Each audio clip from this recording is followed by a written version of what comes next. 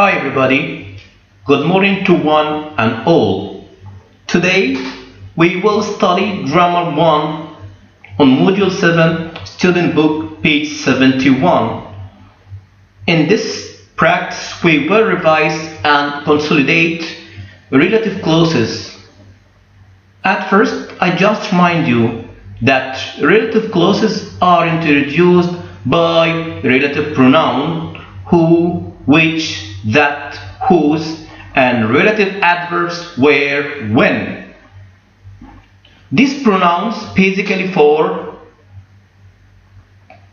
who and that for people, which and that for things, animals, and ideas, while whose for positions.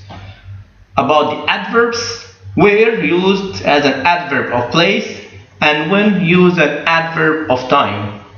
Now the first relative clauses. It's defining relative clauses.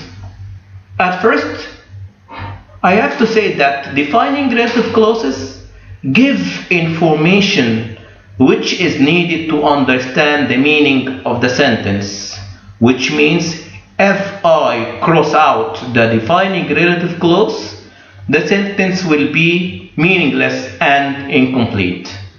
Second point, they are not separated from the main clause by commas. Example, she is the girl who or that lives next door. Second example, the book which that you bought is on the desk. Note, who, which, and that can be omitted only on one case, when they are the object of the verb in relative clause. But whose and where cannot be omitted. Second, in the formal language, prepositions appear at the beginning of the relative clause, while in the informal language, everyday language, they appear at the end of the relative clause. Look at the example. The chair on which I'm sitting isn't very comfortable. This is formal.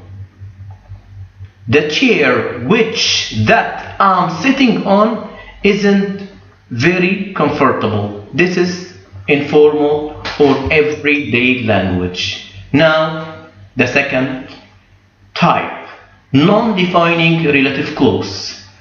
Number one, it gives extra information about the person, thing, or idea they refer to.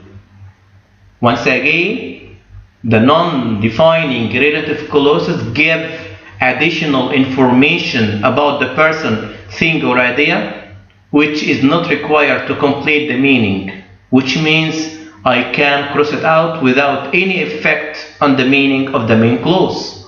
Second point, they are always separated from the main clause by commas. It's a must. Using a comma is a must in non-defining relative clause. Example, Mr. Brown, who is our geography teacher, is really old. So let's read it without the non-defining relative clause. I will say that Mr. Brown is really old. It's a full, meaningful sentence. But I add extra information saying, who is our geography teacher? For that reason, I separated it using two commas. Second example, our car, which costs a lot, keeps breaking down. Now I will skip the non-defining clause, relative clause, and read it saying, our car keeps breaking down. And now I will add extra information saying, which cost a lot, which cost us a lot. And for that reason, I separate them by comma. Note and keep in your mind this point. Point number one, relative pronoun adverbs cannot be omitted in non-defining relative clauses. Cannot be omitted. I can't skip it in non-defining relative clauses. And also we can't use that instead of them. يعني I can't replace who, which by that. Second, prepositions usually appear at the beginning of non-defining relative clause, which means that it looks like informal or everyday language. Example, this wardrobe in which I keep my old toys hasn't been cleaned for ages. The last point which I want to draw your attention to is that which may also refer to a whole clause. Once I say he offered to give me a ride, it's a full meaning sentence, but I give a whole clause saying which was very kind of him. Now it's your turn to go to student book page 71 and answer the given question. First exercise, look at the following extract from text A and on page 68, what's the difference between the two relative clauses in bold? Consider meaning, syntax, and punctuation.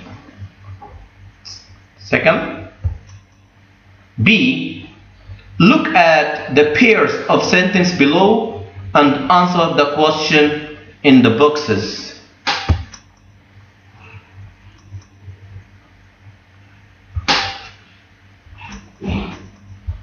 C, join the pairs of sentences using who, which, that, whose, whom, or where.